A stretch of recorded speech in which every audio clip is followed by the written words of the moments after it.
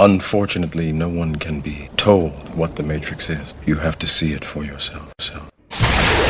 Hello and welcome to True Crime Rocket Science, the most authentic voice in true crime. In this analysis, I'm going to take you into a super deep dive deep inside the criminal mind. We will be looking at maps of Manhattan and Massapequa Park, the fabric connecting them and, alas, separating them. We'll be stepping into moments in time, moments in Heuermann's life. And thirdly, we'll be plumbing intertextual tropes, familiar fictions that we all know but perhaps have forgotten about. The final layer is both the hardest and the most profound, the most powerful.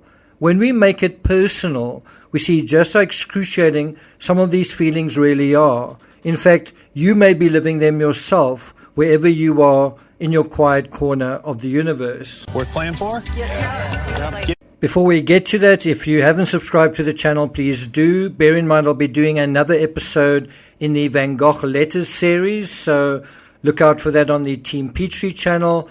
If you're enjoying this episode, please like, share, leave a comment. You can also hit the thanks button, and let's get started.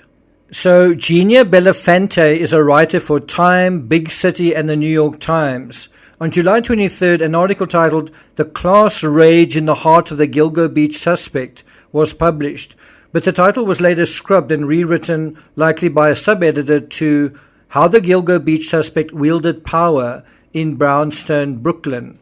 It's because of the second title, especially the second half of it, that I gave it a pass. It's actually an incredibly insightful piece of writing, and though Bellafante provides this disclaimer, she writes, "How Mr. Heuermann became a person charged with murdering 3 young women and a prime suspect in the case of a 4th is not yet understood and may never be," end quote.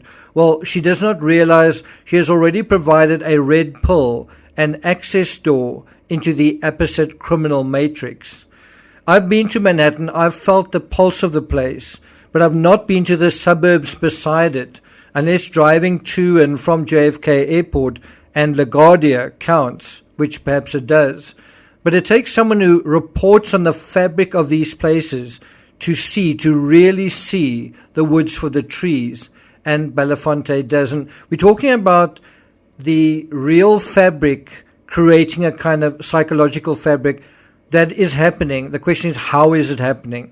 So all we need is for a seasoned true crime professional to map it out and make sense of it, and that is what we aim to do now. According to her article, quote, "Mr. Heuermann's weekdays were spent in a world that had few points of intersection with the place that he came from, beyond regarding it with a disdainful fascination. Between the late 1980s and early 1990s, Long Island's southern South Shore became known for a succession of lurid and notorious crimes," again according to the article. If Connecticut was the land of steady habits, as the saying went, of so much quiet, privileged dissatisfaction, well then Long Island was detonating with psychopathic resentment and rage, end quote. These aren't just words, this isn't just a poetic turn of phrase. This is reporting frantic heartbeat of the outer city limits. This is the lamplights that perspire in the heat of observation. This is the true crime version of the architect's mantra, location, location, location. Next, Bellafante reviews others who have felt overwhelmed by the seismic shifts in prestige, potential, and promise from one neighborhood outside New York looking in to the next. She writes, quote, "It was during this period that the country met Amy Fisher, a 17-year-old who knocked on the door of her married lover's house in Massapequa and shot his wife. Then Valley Stream, young bodybuilder Robert Golub mutilated and killed a middle-aged schoolgirl. A few years later, there was the kidnapping of a 9-year-old who was kept in a basement dungeon in Bay Shore by a contractor her family befriended. Joel Rifkin, a landscaper, murdered the first of his 9 female victims in her house in East Meadow before dismembering her body. And don't forget the Amityville horror. One place has what the other wants. It awakens a very real, much-needed question. What psychological forces are loose in the south of Long Island? What is the source of this, for the lack of a better word, evil?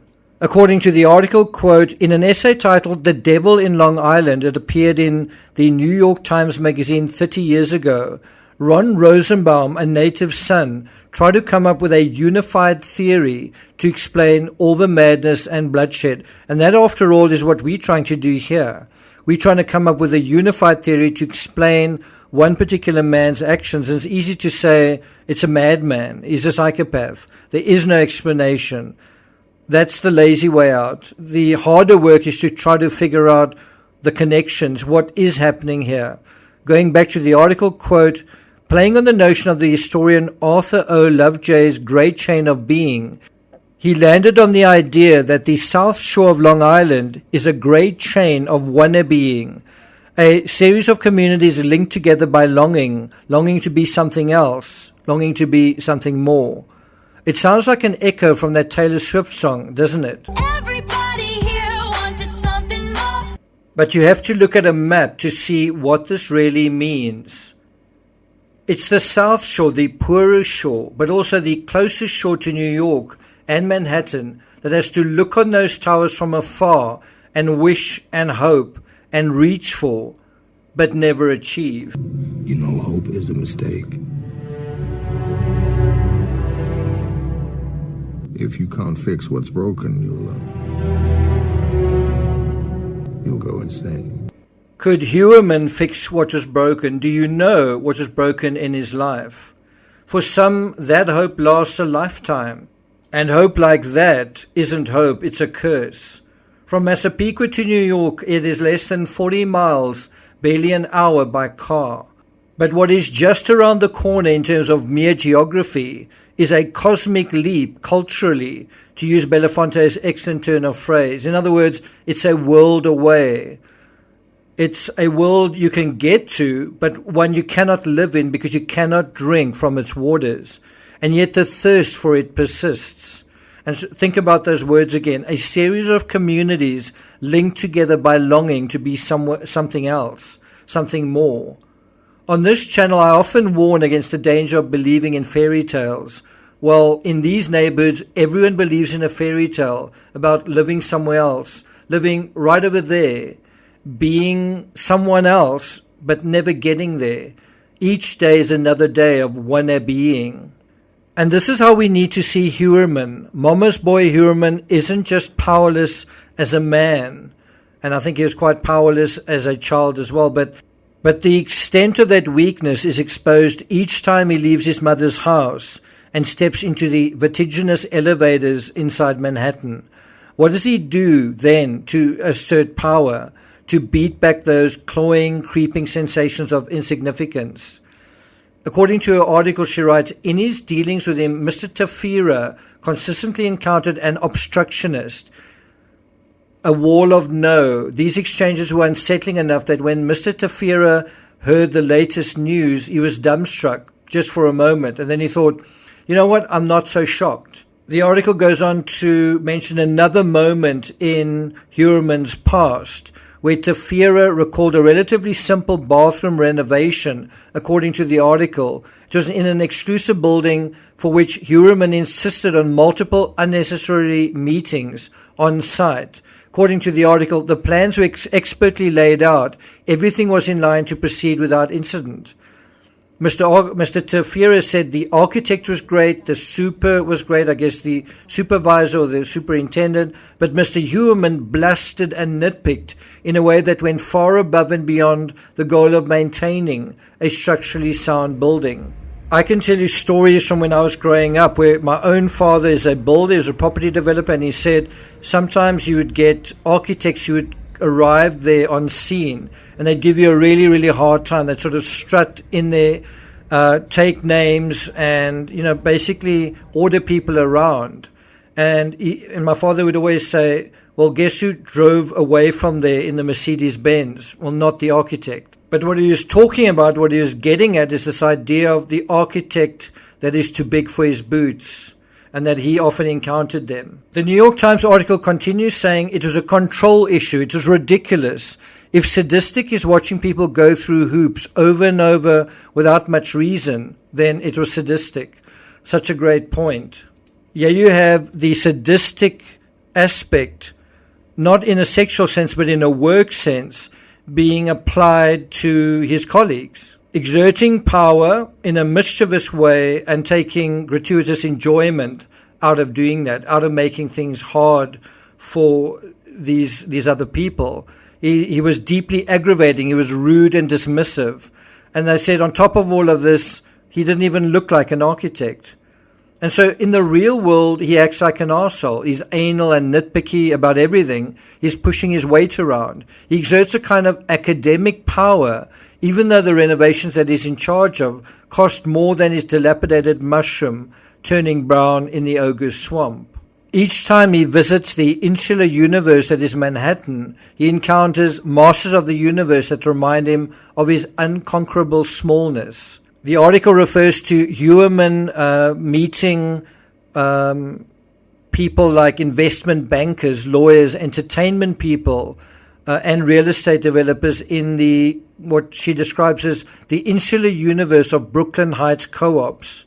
One way to deal with this feeling of smallness is if you can't achieve it in the real world, well, then you flee from the real world. You find some satisfaction, some agency in the fantasy world, which is part of the reason still living in his mother's home and consuming porn for breakfast, lunch, and dinner feels to him like a warm light. In effect, though, he's tearing himself in two, aspiring against hope to be a player in one world while simultaneously fantasizing against despair to be a player in another world.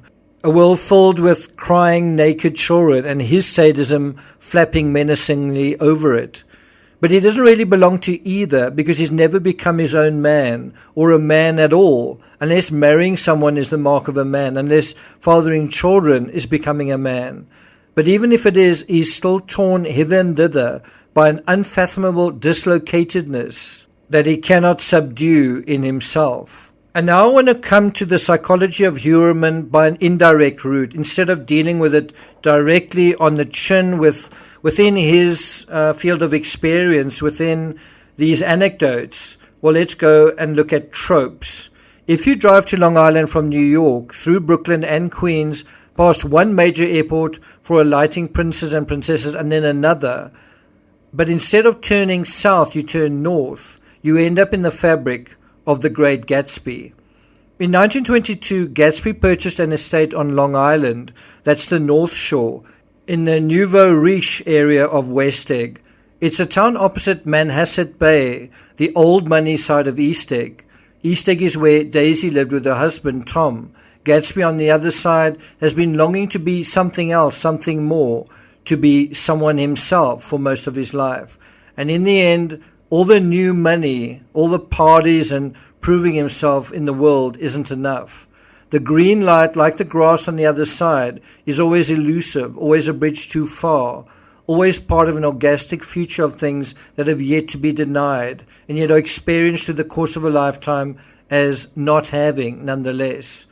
In the movie District 9, we get a deeper, darker, dystopian sense of what it feels like to be in the ghetto, in the squatter camp, an alien on the outside, wanting to get to where the grass is greener. Ditto Elysium. There are other fictions where the dreamers in the suburbs see their dreams come true through hard work and grit, like Rocky Balboa.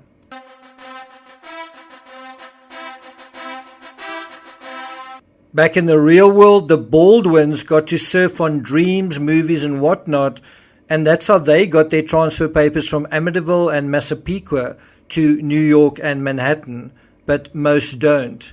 For most, not just those living in Long Island South, but places like the Cape Flats outside Cape Town, and any poor ribbon skirting a cabbage patch of shining, glittering treasure, a series of communities live in hope, linked together by longing to be something else, something more, but ultimately linked together by longing, by despair. And that brings us to this whole idea of making it personal. And I think if you want to make it impersonal, this is the route to take.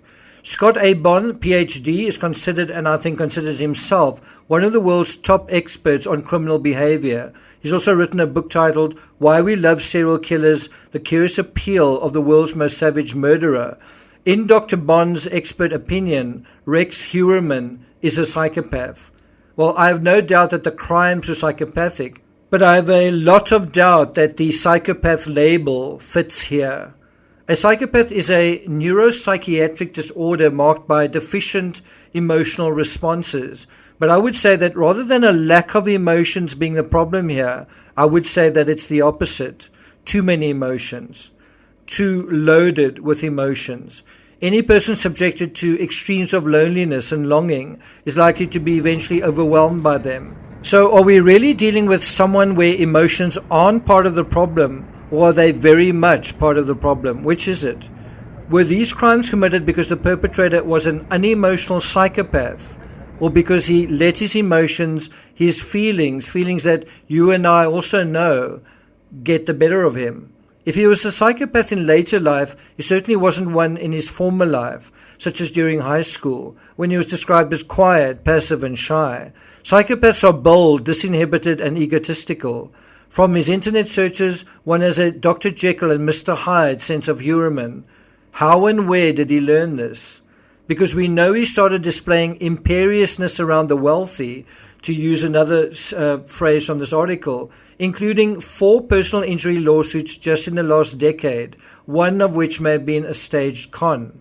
If you can't make it in the real world and fantasy only provides temporary relief, how does one find a space of becoming? Well, another option is to cheat. If you can't make it, fake it. And I suppose one could argue that Heuermann did become a kind of cheap hustler. He hustled in his work. There's an example given in the New York Times where someone needed a replacement beam, and he undertook to do the whole project where he would redraw the sketches of these new beams when it wasn't necessary. And someone looking on in terms of that situation said it seemed like a bit of a cheap hustle going on. He wasn't only hustling in his work, he was hustling in his love life. He eventually seemed to be hustling simply to keep up with an idea of himself. In the end, his twisted lust for power was about sex, money, prestige, and everything else. And that doesn't make him so very different from the rest of us. And that's why we've got to be careful daydreaming and wishing upon a star and hoping for things instead of getting on with our own damn lives. So it's really up to you. Just have to make up your own damn mind. In her final paragraph, Genia Belafonte describes Heuermann trying to get his hands on the kind of money so many other people around him seem to have. What is its nature? What does he do, this man you seek? He kills women. No, that is incidental. Social acceptance in sexual frustrations. No, he covets. That is his nature. And how do we begin to covet, Clarice? Now, we begin by coveting what we see every day. So you see, we are a lot more like him than you might think. And so how do we not become like him and not fall prey to the same destructive thinking? Well, we must become a series of communities linked together, not by longing, not by always looking mournfully towards something, but by looking inside ourselves and taking hands out of a sense of mutual solidarity. Wherever we are, we're all in this together. The first step in that process is self-acceptance. This was something Heuermann could never do. So, to repeat, You know hope is a mistake. If you can't fix what's broken, you'll go insane. so make your hopes realistic and you'll go places. Think critically rather than in fairy tales. From there, you can always fine-tune your way up the ladder of self-actualization. Thank you for listening, and I'll see you guys next time.